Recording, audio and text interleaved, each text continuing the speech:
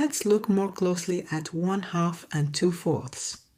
The top bar is divided into 2 equal parts, and one part is shaded. The bottom bar is divided into 4 smaller parts, and 2 parts are shaded. Notice that the shaded sections end at exactly the same point.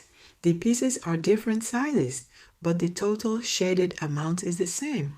So we can write 1/2 equals 2/4.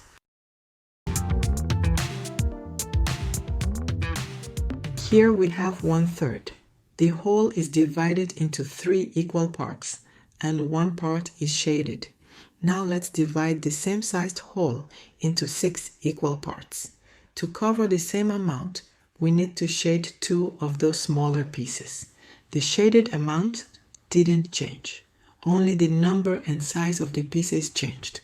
Therefore, 1/3 is equivalent to 2/6.